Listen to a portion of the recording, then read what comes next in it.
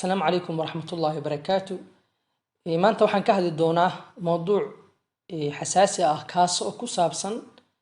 muxuu la kobci leeyahay ganacsiga Soomaalida, maxay yihiin caqabadaha hortaagan ama haysta. Marka hore waxaa jira farqi weyn oo u dhaxeeya ganacsiyada ka furan dalka gudihiisa iyo kan dibadda. Sidoo kale ganacsiyada ka furan dalka gudihiisa ayaa farqi u soo kala dhaxeeyaan maadaama ay jiraan ganacsiyo ka furan goobo amni ah ama ka soo dega goobo amni ah iyo kuwa ka furan goobo colaad ah. Taasna waxay saameyn ku yeelanaysaa in kobci ganacsigaas uu sameyn lahaa. Marka waxaa jira caqabado hortaagan in ganacsiga Soomaalidu uu kabac muujin waayo ama uu isballaarin uu muujin waayo. caqabad ugu weyneed wajaheen ganacsiyada Soomaalida waxay ahayd in burburkii ku dhacay dawladda dhexe ama haddaan si kale u dhahano dawlad la'aanta ka jirta dalka. maadaama dalku markuu burburay arinta ugu muhiimsaneed ama arinta ugu khatarsan ee saameynta ay wajaheen ganacsiyada Soomaalida waxay ahayd in dalkii uu kala qaybsamay, in haddii noqoto tuulooyin, maamulo, mataqaana gobollo uu kala qaybsamay dalkii, taasoo keentay baan dhihi karnaa in ay burbudho kalsoonidii aaminaadii u dhaxaysay ganacsiyada Soomaalida. maadaama ganacsigu uu ka maarmin in uu dhinaca kale u tilaabo, in ganacsiyada Soomaalidu ay xiriir yeeshaan, maadaama kobaca ganacsigu inta badan wuxuu ku xiran yahay waxa weeye in ganacsigu uu ka baxsan yahay ama deegaanada aadka baahida loogu qabo inuu aadi karo ama la geyn karo ayay ka mid tahay. marka maadaama dalkii uu si kale u kala qaybsamay, maadaama dawladda dhexe ay burbudhay,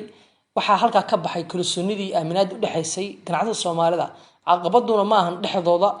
waxa weeye nidaamkii iyo falaagooyinkii wadanka ka dhexdhacay iyo wadooyinkii isku gawaarida ama xamuulku mari lahaa oo amaankoodu uu khatar galay. sidaas darteed caqabad baa xagaa ka soo wajahday. sidoo kale waxyaalaha soo wajahan waxaa ka mid ah in ay meesha ka baxeen hay-adihii iyo dhammaan nidaamyadii ganacsiga ee dalka ka jiray, maadaama dawladda dhexe ay halkaas burbudhay. waxaa burburay baan niri hay-adihii iyo nidaamyadii bankiyada ee dalka u lahaa, maxkamadihii madaniga ahaa ayaa meesha ka baxay. sidoo kale waxaa meesha ka baxay iskooladii iyo macaahidii soo saari jiray xirfadlayaasha, haddii noqoto xirfadlayaasha shaqaalayaasha, haddii noqoto dadka xirfadley shaqaale, haddii noqoto la taliyaal, haddii noqoto kuwa maamulayaal ganacsi ka noqdo, kuwaas kale ismaahid soo saari jirayna meesha way ka baxeen maadaama ay dawladda dhexe meesha ka baxday. sidoo kale waxaan dhihi karnaa waxa la waayay doorkii dawladda haddii noqoto isla xisaabtamidii, maadaama ganacsigu waxyaalaha uu ka marmay ka mid tahay isla xisaabtanka la xisaabtamaya hay'adihiina meesha waa ka baxeen. haddii noqoto isla xisaabtankii ganacsatada, kuwaasna ayagana waxay la mid noqdeen ama caqabad ku noqdeen baan dhihi karnaa ganacsiga Soomaalidu inuu baaho. sidoo kale waxaa ka baxay doorkii dawladda oo ahaa dhiirigelinta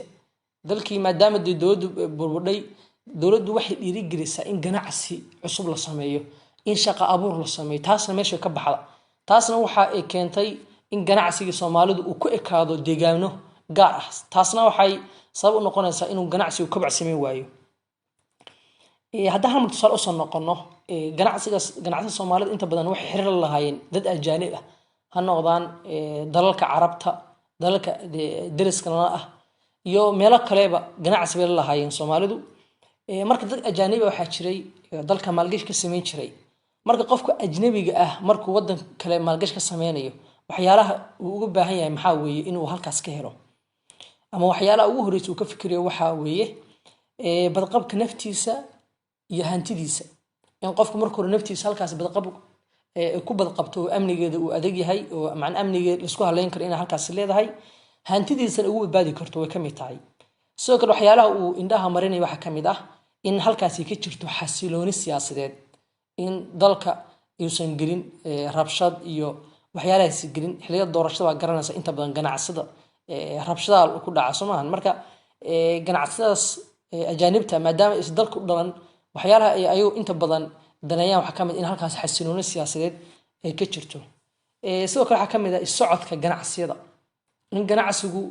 uu ganacsiyada intana free yihiin oo meel walba u tilaabi karaan wadooyinka amni yihiin in aysan jirin burcad iyo wixii lamid ah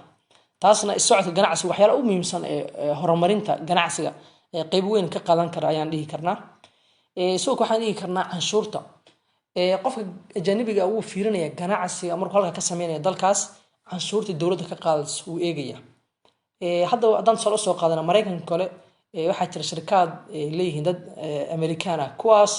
oo ganacsigooda ka wareejiyay Mareykanka una wareejiyay China maadaama China laga heli karo dawladda China ay ka qaadayso canshuur ka yar tan ay qaadayso dawladda Mareykanka ay sidoo kale ay helayaan shaqaalayaal xirfad leh kuwaas oo qiimo mushaar raqiis ugu shaqeynaya shirkadahooda halka ay Mareykanka dadka shaqaalaha ay qaadanayaan ama doonayaan ama dalbanayaan mushaar ka sareeya kuwa ay qaadanayaan dadka Shiineeska sidoo kale halkaas waxay ka heli karaan capital hantida macnaha ay ku sameynayaan ganacsigooda oo ka raqiisan sidoo kale oo tayadiina leh taasna way keeli karaan marka waxyaalaha ay ku dooranayaan in qof walba ganacsada ma fiirinayo meeshan waa dalkayga kaliya eegayo sidoo kale wuxuu eegayaa dantiisa ganacsigiisa ayuu eegayaa horumarka uu ku sameyn karo waxyaalaha ka soo gali kara profitkaas inta badan ay dad ganacsadu ay xisaabtadaan weeye marka arintaasna way ka mid tahay xagga canshuurtana way eegaan sidoo kale waxay eegaan nidaamyada bangiyada waddanka ka jira nidaam bangiyeed maadaama inta badan marka ganacsi cusub la sameynayo la maro nidaam bangiyada la maro ama noqoto in lacagta lagu shubanayo labada qof ma taqaana hadii alaab la iibsanayo ama meel kale haduu xataa alaab ka soo dhoofsanayo inta badan import exportiga maxay dadka sameeyaan bangiba de lacag laba bangiba lacag la isku xawiishaa qofka lacagta alaab soo dhoofsanaya bangi buu leeyahay kan ma taqaana dhoofinaya sidoo kale marka nidaam bangiyeed in waddanka uu leeyahayna waa muhiim anaga taasna meesha ka baxda dalkii sidoo kale helitaanka shaqaale xirfadlana waddanku ka maqayaa maadaama aan soo sheegnay in ay burbureen macaahidii soo saari jiray xirfadlayaasha sidoo kale waxa halka ka burburay baan dhihi karaa nidaamkii kaabayaasha dhaqaale oo dhan ayaa burburay hadday noqoto dekadihii hadday noqoto wadooyinkii xataa isgaarsiintii garoomada diyaaradaha wax walba ayaguna halkaas way burbureen baan dhihi karnaa sidoo kale waxaa jira nidaamyo mataqaanaa fududeeya ganacsi cusub in la sameeyo ayana waxa taageeri jiray baa jira in ganacsi cusub la sameeyo in dadka hal abuurka leh la dhiirigeliyo oo xag hadday noqoto maalgelin iyo wixii lamid ah in lagu sameeyo kuwaasna way burbureen marka qofka ajnabiga ah waxaan tusaale ugu soo qadna waxa weeye maadaama inta badan dadka ganacsada Soomaalidu ay dadkaas xirir lahaayeen ganacsigooda kobac u sameynayana uu ku xirnaa sida ay xirir ula sameynayaan ganacsiyada dadka ajaanibta ah ayadan qayb weyn buu ka tahay horumarinta ama kobac u sameynaya ganacsiga Soomaalidu qodob walba haddaan dhahno waxa kamid ah in tartan la'aan ay ka jirto macna tartan la'aanta shirkadka Soomaalida iyo isbilaar la'aanta ee Soomaalidu inta shirkadahooda ganacsigooda uu sameynayo taasna caqabad weeye maadaama Soomaalidu haddaan fiirino hadda isli haddaan fiirino ama meel walba Soomaalidu degaan inta badan maxaa weeye Soomaalidu hal meel ay ku ururaan hal xaafad hadday noqoto hal degmo hadday noqoto ay ku ururaan markii ay wadamada dalka dibadiisa joogo marka hal meel ayadoo degan waxay wada iibinayaan waa hal shay oo isku mid ah han noqdaan in dadkaas laba makhaayado ama dhowr makhaayado isku soo horjeeda arkaysaa dukaamo isku wax iibinaya isku soo horjeeda arkaysaa waxa arkaysaa hadday noqoto matana baarasha oo wax isku mid iibinaya marka waxaas oo dhan waxay keenaysaa in aysan horumar weyn sameyn qofkiiba maalintii wixii Ilaahay ka soo galiyo ama calafkaaga inaad heshid bi noqonaysaa marka bal shan makhaayadod oo isku wax iibinayo isku cunno iibinayo oo isku soo horjeeda maxay taraysaa faa'iido ma noqon mayso marka taasna waxay keenaysaa in mataqaana hor istaagto in ganacsiga Soomaalidu uu balaariyo ay ku horsaagaysaa farqi u dhaxeeya maxaa weeye marka maadaama aan hal meel ku wada yaalaan isku waxna way iibinayaan farqi u dhaxeeya waxa weeye xagga price-ka way kaliya in mataqaana qiimaha indho halfki price-ka waa intaas halkaana waa intaas farqi intaas u dhaxeeya wax kale u dhaxeeya ma jiro xataa xagga tayada cunnada hadday noqoto in lagu tartamo xataa waa ku yadhahay ganacsada Soomaalida marka taasna waxay ka mid tahay caqabad ka jirta xataa dalka gudihiisa waa la mid maadaama dee qaabka ganacsiga Soomaalidu u dhisan yihiin isku mid ka yihiin sidoo kale waxa kamid ah baahida loo qabo shaqaale aqoonti leh amaana leh shaqaalayaasha inta badan markii dowladdu burburay macaahiddu burburay maaniri laakiin waxa si kale loo sameyn karo waxa weeye in shaqaalihi tababar loo sameeyo in seminaaro loo sameeyo wixii la mid ah marka kuwaasna shaqaale aqoontiisa kaabaysa waxyaalo cusub inuu matana indhaha ku furo ay noqonaysaa marka kuwaas hadii tababaradii seminaaradii loo sameyn jiray hadii meesha ka baxaan ayana wax noqonaysaa in ganacsiga Soomaalidu ay dibadda ka keensanaa shaqaale oo shaqaalahaas ka qaadanaya mushaar uu qaadan lahaa qofka Soomaaliga mushaar ka badan buu qaadanaya sadarteed ayagana caqabad bay ku noqonaysaa xagga hadii noqoto cost badan baa ka baxay leen sidoo kale waxa ka baxay meelaha in dadka Soomaali loo sameyn jiray ama shaqaalaha Soomaali loo sameyn jiray in la baro qaabka cilmi baaris loogu sameeyo suuqa market searching si loogu sameeyo maadaama maalin walba ama bishiiba ama sanadkiiba xataa ay soo baxayaan dadku inta badan waxay muujinayaan baahi xagga suuqa baahi baa ku soo kordhaysa shay cusub dadku raadinayaan ama daneynayaan waxaasna waxa la rabaa in shirkadaha ama ganacsiga Soomaaliya ka faa'iideystaan hal dhowna ay ayagu matala alaabti keenaan si baahidii u daboolaan taasna way kamid in shaqaalaha la baro taasna qofka ganacsiga iskala mar walba isagu suuqa inuu indheeyo way ku adagtaa marka in shaqaalihiisu saa u tababaro waxay ka qayb qaadanaysaa in ganacsigiisu uu tilaabo hore u qaado ay keenaysaa soo kale waxaan soo sheegnay in qodobka farax noqon kara in isku xirnaan isan ka jirin joogto ah ganacsiga Soomaaliya oo ilaa gobol isku xirnaan way jirtaa laakiin joogto ma ahan taasna waxay kamid noqonaysaa in uu hakad galo ganacsiga maadaama inta badan ganacsiga Soomaaliya waqti waa koob mataqana seasonal ah inta badan waqtiyada fiican waqtiyada saameyn waxa ku yeelanaya ama bi'ada ha noqoto mataqana hadii ama noqoto socodka mataqana ama ha noqoto arrimaha siyaasadda wax dhan waa saameyn ku yeelanaya taasna carqalad ay ku noqonaysaa in ganacsiga koboc uu sameeyo soo kale waxaan dhihi karnaa qodobka shan waxaan dhihi karnaa in la waayay maalgelin dadka hal abuurada iskale fikrad cusub la yimaada inay waayaan cid maalgelisa maadaama nidaamyadii dawladdu ay taageeri jiray maadaama halka ka baxday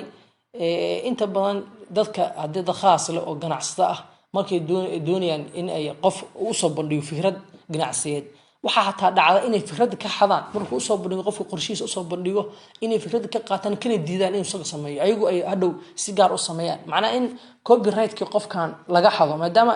markii qof uu soo bandhigo fikradii la weydiinayo